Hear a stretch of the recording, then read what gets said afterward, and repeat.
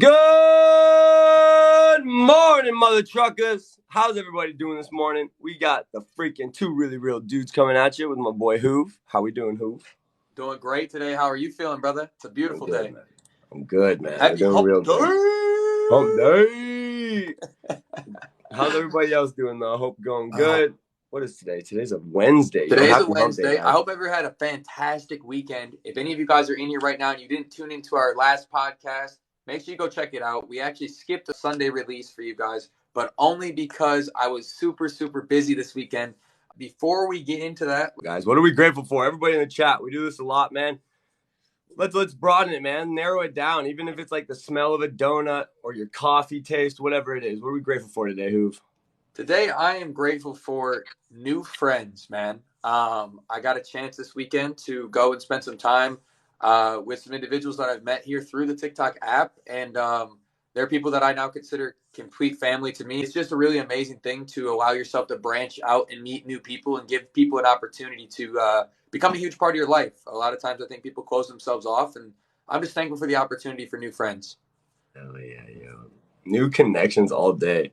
I'm not gonna lie, yo. I'm pretty damn grateful today for life. I usually don't say that one, bro. But like you guys know, I am going through a rough patch, but not in a bad way. In a very positive light, guys. Like I'm grateful. I'm grateful for the opportunity to be somebody else if I want to be. I'm grateful for the opportunity to be here with Hoove, and like he said, grateful to make new friends and fucking stay strong together, yo. I wish I had sunshine here in Michigan. It's always overcast, and it has been for the last couple of weeks. But still grateful. You've been running? Full disclosure, no, I haven't. I haven't, bro. Listen, I broke a lot of my New Year's resolutions this year. We talked about that on our first podcast, New Year's resolutions this year. One of my biggest ones that I've done for myself that I actually have stayed consistent with is organization.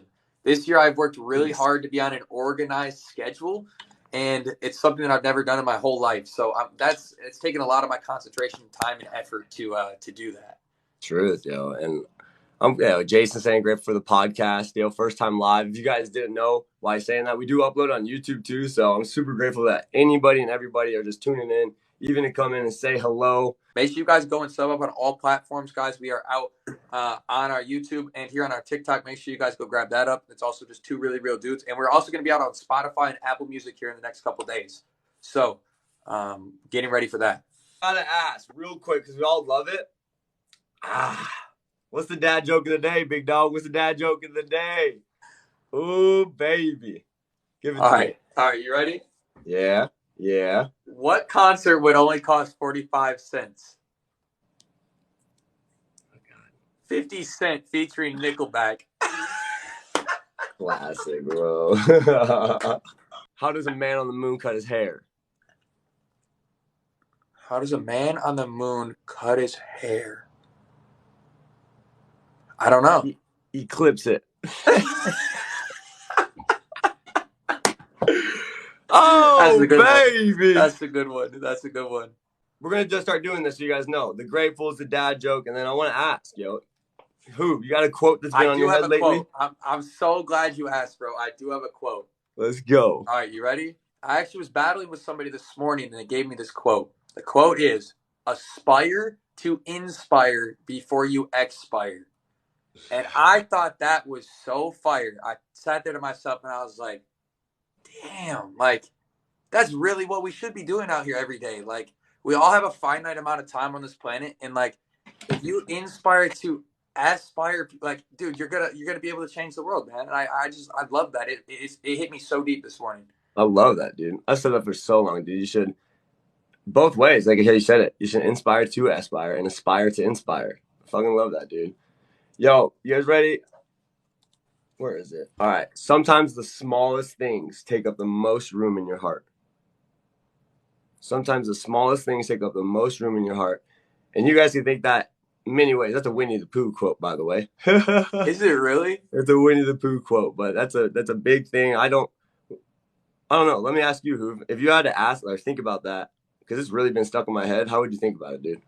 So that quote for me, I like that quote a lot. And this kind of tracks back to a couple of the things we've talked about. I always say that the little things are the most important things in life. And The reason why I say that is because the little things make up literally the majority of our life. Like everybody gets so focused on like big things, big events, our wedding day, our graduation from college, like our first job, our kids being like all these things, but like we forget to really enjoy the tiny little moments that happen every single day. Like those are the moments that make up the majority of your time.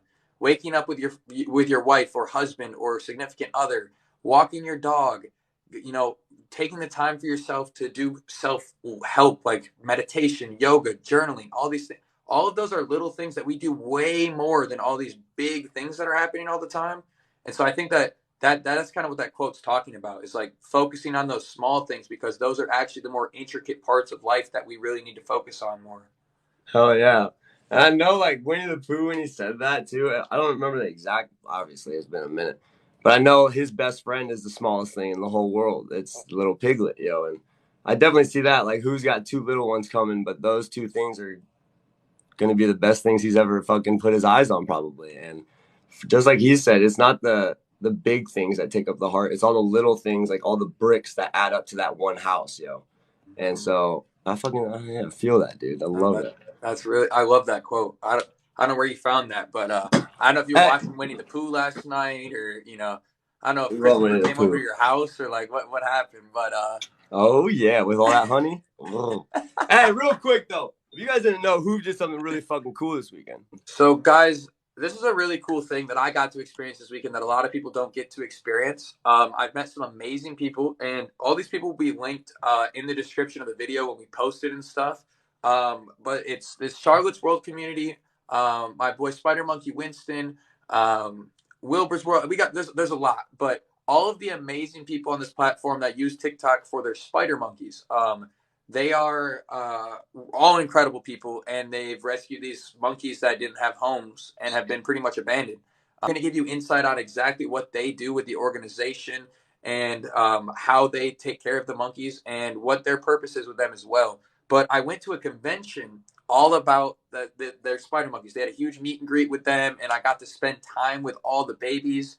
I literally had videos on my page of me playing with spider monkeys, like on my shoulders, and I got to meet all kinds of amazing people from the community. But really, what we wanted to focus on with this episode is just kind of to encompass animals, and like endangerment, and like all the different things that now we as human beings being on this planet so much more and taking away so much for their natural habitats have caused them and stuff. And it's just so big and important to really take a look at those things, because a lot of times we go to the zoo and we see animals at the zoo, or like we go to like we don't realize how much we've actually taken from these animals and different things on the planet. That's a damn truth, yo. That's a damn truth, yo. Some animal fun facts, guys. If you guys got a fun fact, drop it below. I've had these listed, baby. All right, what you got? What you You got? guys You got ready a for big this? list. What you First got for one. me? Crocodiles can't stick their tongues out. All right, number two. You ready for this Hold one? on, hold on, wait. Can they not stick their tongues out because of the length of their snout, I or think that's because why. I think okay, it's because the like they length got of some it. big old mouths, so it makes sense that like their tongue is like. I think it truly is because of how long. What is that? A beak? It's not a beak. The Snout. snout. I don't. It's kind of a snout, Is that but a like snout on a crocodile? I don't know. Hummingbirds are the only birds that can fly. I have that. I No have way. that written down, bro. Hummingbirds are the only known bird that can fly backwards. Isn't that crazy? I have that, Hannikin. It's the only bird. The only bird, because it has to, the way it eats, and it has, as weird as that is, okay, it has to like stick in, to get into like the pollen and whatnot. It's the only bird that can retract Really? and gravitate. You Yeah, know that also their wings fly so fast you can't even see them move. Isn't that crazy? Like the that fact that is their wings are nuts. beating so freaking quick you can't see them move is disgusting. You have one? Do I have one what? A fun fact? Oh, a fun fact. Yeah. Did you know fleas can jump 350 times its body length? I didn't know that, but it's fucking insane. 350. I mean, they are kind of small, but do you have any idea how far that freaking thing is jumping, dude? That thing's literally jumping. Crazy How lengths, big are they? yo. A centimeter? 350 centimeters? That's insane. That is nutty, dude. It's fucking insane, yo. All right, guys, hear me out on this one. Did you know that starfish don't have brains? Yeah, I've read that, bro. It's fucking insane. Now, hear me out. You guys remember watching SpongeBob as a kid? And you guys remember how Patrick Star was always really dumb? The reason is because the bro doesn't have a brain, bro. Wow, I just thought about that. Holy crap, And that's then you know crazy. the episode where he lands in the barnacle thing, and then he like has the thing go like attached to his head, and he becomes super smart. It's because he finally gets a brain, and bro's a genius now because of it. Holy crap, dude. Crazy, isn't that crazy? That makes so much sense. I didn't know that. Wait, SpongeBob doesn't have a fucking brain then. Well, they give him one, but yeah. I mean, I don't know. I don't know if that was done by design or not, but like, That's actually still. nutty. Hey, fun fact: one of my favorite animals, otters. Otters hold hands when they sleep, so they don't separate. That's so cute. So cute. I wish my fiance would hold. Actually, the other night, my fiance and I were sleeping in these beds, but we went to the monkey event. I slept in two like single beds, and she and I held hands at night instead of cuddling because we couldn't cuddle because the beds were too small with her belly down. That's like birds. I don't know if it's like a specific bird, but like lovebirds. You ever heard that? Lovebirds. Yeah. Like birds will literally like go to death for their loved one. It's nuts, dude. I mean, look, I'd die for my mate too, so I feel that. Dead ass. You know that the newborn kangaroos are the size of a lima bean? A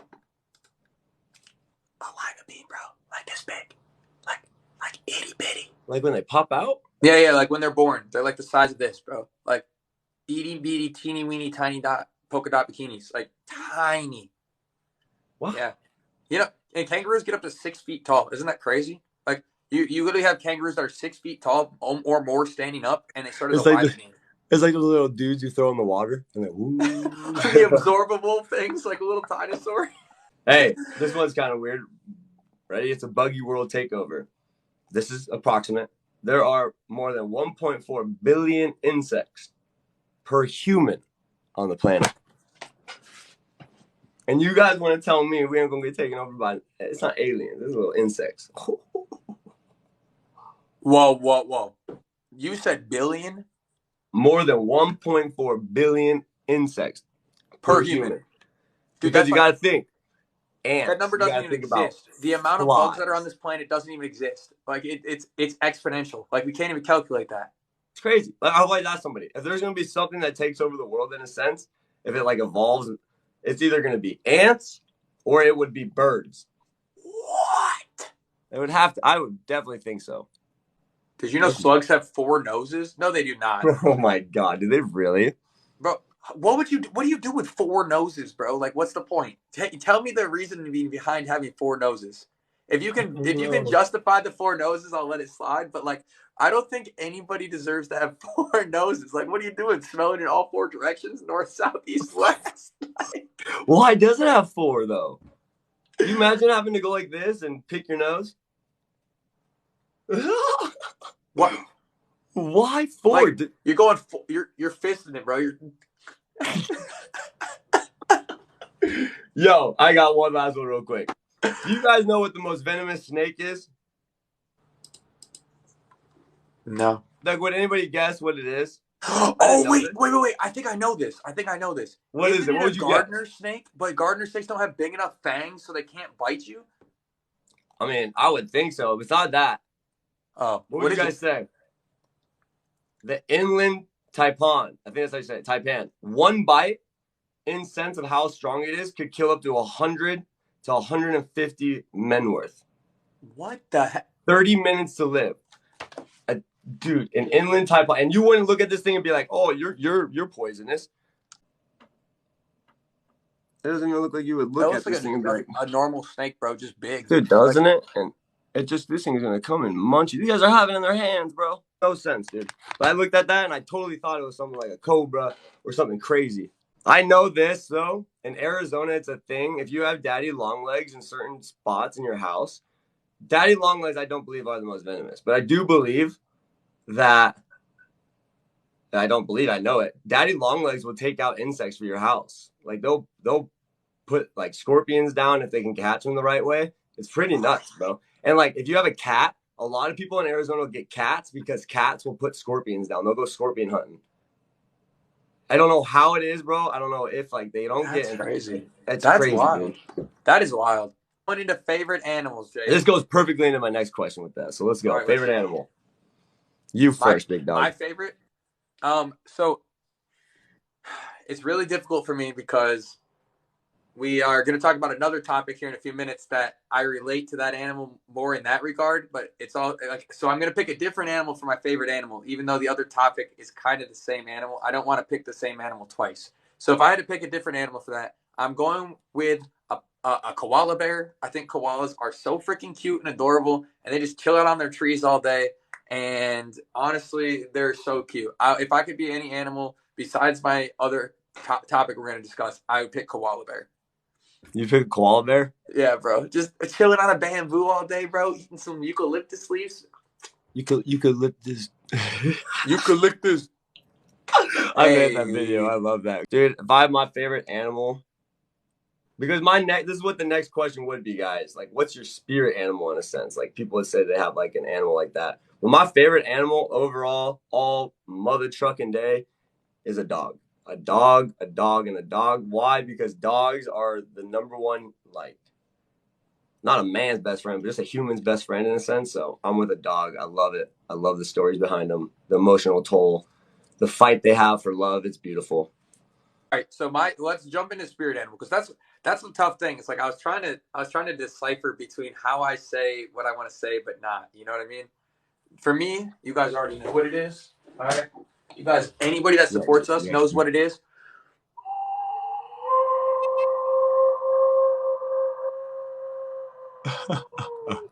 It's a wolf, baby. It's a wolf, baby. All right. Wolves are my favorite freaking animal. All right. And that kind of goes along with dogs, but wolves are a little more, little different. But that is my favorite animal. That is my spirit animal because I can be a lone wolf or I can run in a pack. I like to just really be a part of everything. And I've always felt like like I have a huge, crazy wolf hoodie too. And like wolves have always had a special place in my heart. I feel being able to hunt as a team and having everybody eat. But I also feel like if I have to go out on my own and I got to thug it out by myself, I've always felt like I could do that too. So I've always felt like that's been like my animal. That's been my spirit animal like that. Love that. Jaden, what about you? It's a lion. You guys know that. You guys used to see Simba back here. I have lions all over. And it's not the sense of why it's a spirit animal because it's the king of the jungle and shit. Fun fact, they don't really live in too many actual jungles. But what they are is like they're actually very, very prideful. That's why they have a pride. They're very about what is called the grind. You guys know, like everybody wants to be a beast until it takes doing what the beast has to do. Yeehaw. And what it symbolizes for me is that grind, the hunt, falling in love with the process to survive, like falling in love with the fact that your lioness one day is going to be stronger in the sense of power in your pack and your pride. And I love the symbolism of a lion and a lioness in the sense, dude, it's just beautiful what they do for their pride and their family. And they do it so unselfishly. Like they will literally die for the pride.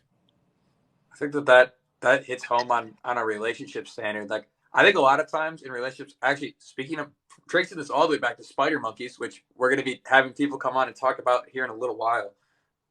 Um, Monkeys, the female is also the head of the pack for spider monkeys, and that's something that I think as human beings, like the more we as men and women get together and form these healthy and happy relationships, I think a lot of times the lioness or the female in the group in your relationship actually becomes the alpha without even realizing it because she bears the children and she helps to keep the male on course a lot. I think Oh, yeah. we as men or as lions or as the masculine energy a lot of times we struggle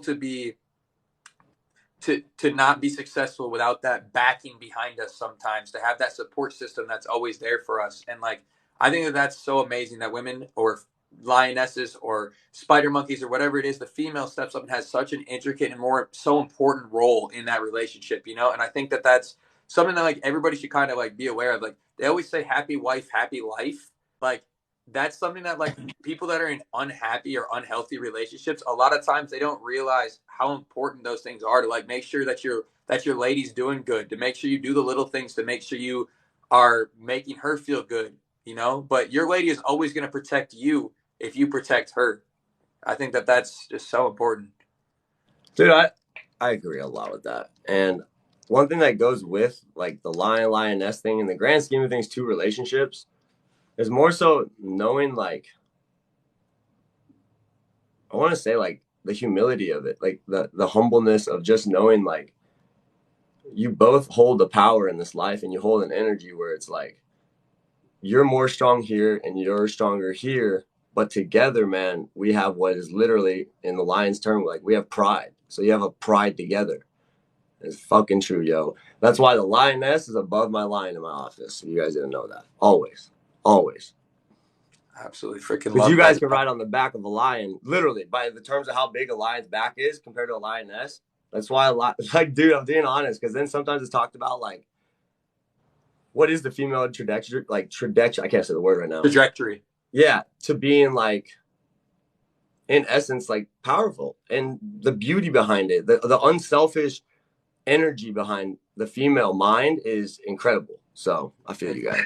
We just and I don't want to bring too much controversy into what we're discussing, but I think in a lot of terms today's society looks at, hey, it's shifted a lot, don't get it twisted, but in a lot of ways we have allowed for the woman's role to be taken back into such a weak standing, when in reality the woman has such a powerful and amazing gift to not necessarily the word would be lead, but to guide us as a masculine energy a lot of times. And I think that the feminine energy is more compassionate, it's more loving, it's more caring, and because of that, it should be something that's like that's I don't know that worship's the right word, but respected much more than it is, because we allow the masculine energy a lot of times to overwhelm that feminine energy. And because of that, I think that a lot of things like war, disagreements, fights, all of these things break out because we're not able to allow that feminine side to come out as and the feminine energy. As men, a lot of times we are just controlled completely by that masculine, and I think that makes a lot of issues in the world. Oh, it does, man. And it really does in the sense of just the word fucking power for any profession to anything in the world. Like people don't know how to hold on to power in the right way. They say power, like I've always thought about this. Power comes with responsibility, and yet responsibility can be broke down into many things. And the one thing that comes with that, what is greed like in half of responsibility? And in the like what people call like the alpha mind, which people say if you're a man, you're an alpha. Now you can be a female and still be an alpha all day. There's betas and there's the C's, and this is what it is.